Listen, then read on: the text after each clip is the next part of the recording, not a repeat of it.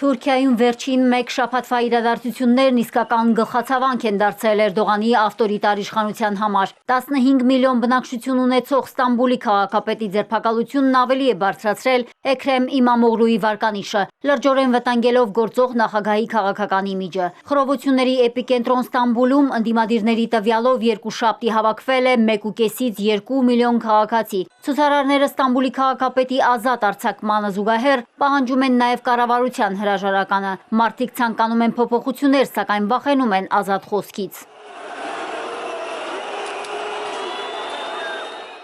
Here is the catch. I can't say. Գիտեք որն է սարսափելին, ես շատ ասելիք ունեմ, սակայն չեմ կարող խոսել, որովհետև եթե այսօր խոսեմ, վաղը կգան իմ հետևից։ Թուրքիայի ժողովրդահանրապետական կուսակցության առաջնորդ Օզգյուր Օզելը Իմամօղլուի համակիրներին հորդորել է շարունակել պայքարը հանուն ազատության ու արդարության։ Մենք այնտեղ ենք, որտեղ պետք է լինենք, ասել է ընդդիմադիրը։ Էրդողանի ռեժիմից հոգնած թուրք հանրությունը ցանկանում է պայքարել, սակայն հաճախ չգիտի ինչպես։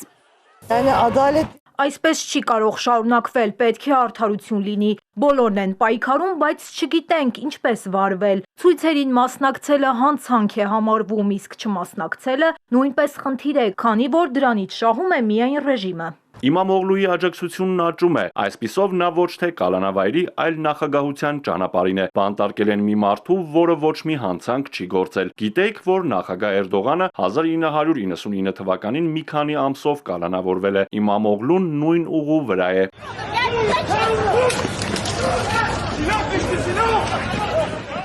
Իրավապահների հետ բախումները նոր թափ են ստանում, տուժածների թիվն էլ ավելանում է ժամ առ ժամ։ Ընդդիմադիրներին ձերբակալում են ոչ միայն փողոցներում, վտանգավոր խռովությունները ճնշելու համար ուժայինները լրատվամիջոցների ու արմիությունների ներկայացուցիչներին ձերբակալում են նրանց տներում։ Տուժել են նաև լրագրողներ։ Իրադարձությունները լուսաբանող թուրքական ու միջազգային մամուլը նշում է, որ երկրում ճնշում են խոսքի ազատությունը, սպառնում դադարեցնել ուղիղ հեռարձակումները։ Իշխանությունը չի մեկնաբանել այս մեղադրանքը։ Թուրքական մամուլի 90%-ը Էրդողանի ռեժիմի հսկողության տակ է, իսկ 180 երկրների շարքում համաշխարհային մամուլի ազատության ինդեքսում Թուրքիան զբաղեցնում է 158-րդ հորիզոնականը։ Հենց այս ֆոնին էլ Էրդողանի իշխանությունն արգելափակել է սոցիալական հարթակների հասանելիությունը։